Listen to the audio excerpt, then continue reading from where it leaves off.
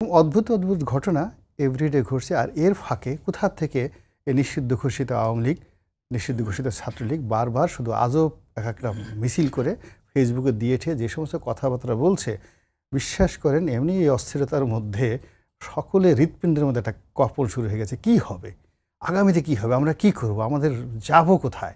ওরা তো একটা জায়গাতে গেছে, আমাদের জায়গায় কোথায়? আমরা এখান থেকে প্লেনে করে যাব, না সমুদ্র পাড়ি দেবো, না হাঁটবো? সীমানা কই, সীমান্ত কই?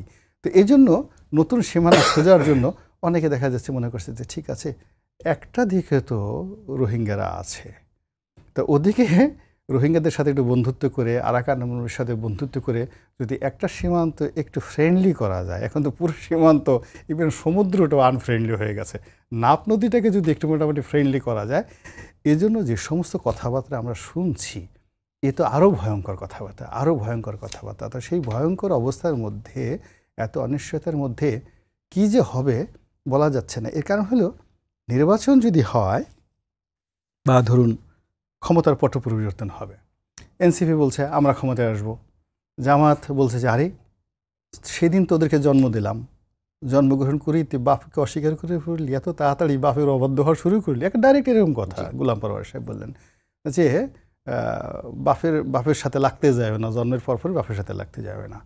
এটা খুবই অবমাননাকার কথা।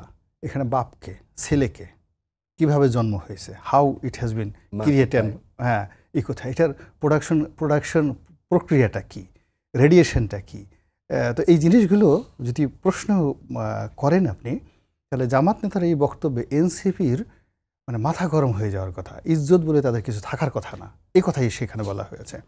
আচ্ছা গেল তারা, বিএনপির যারা লোকজন তারা চিন্তা করছে যে এই দেশ আমাদের ভোট হলে 180টা সিট আমরা পাবো, 280টা সিট আমরা পাবো, 20টা সিট আমরা যারাই দেবো তারাই হবে। এখানে এই সময়টাতে এদের লম্ফজম্ফ কথাবার্তা ভালো লাগছে না। বিএনপির এক নেতা আমি দেখলাম, আমি নাম বলবো না, সে ডায়াবেটিস ছিল, ব্রঙ্কাইটিস ছিল, নিউমোনিয়া ছিল এবং একটু লম্বা হওয়ার কারণে অনেকটা গুজা হয়ে হাঁটতো এই 1 বছর আগেও। এ লোক যে বাঁচবে আমার কাছে মনে হচ্ছিল না। আর শেখ হাসিনা থাকলে সে এতদিন তাকে হসপিটালের আইসিইউতে নেওয়া হয়েছে।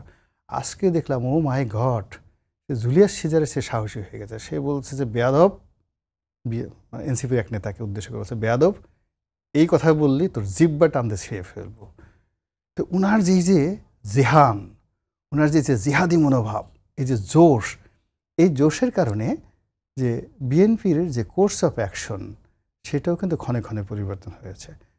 এখন বিএনপি ক্ষমতা আসলে পাল্লা পরিবর্তন হলে তারেক রহমান প্রধানমন্ত্রী হবেন, আবার উনি প্রধানমন্ত্রী হলে এখন যারা বিভিন্ন জায়গাতে ক্ষমতা ভোগ করছেন উনি দেশে আসার পরে দলের মধ্যে অনেক কিছু হবে। ফলে এখন আসলে সব কিছু একটা টকবক টকবক করে ফুটছে। এই ফুটার মধ্যে গিয়ে কোন জায়গা থেকে যে ব্রাস্ট হবে এবং কীভাবে ব্রাস্ট হবে উই ডু নট নো।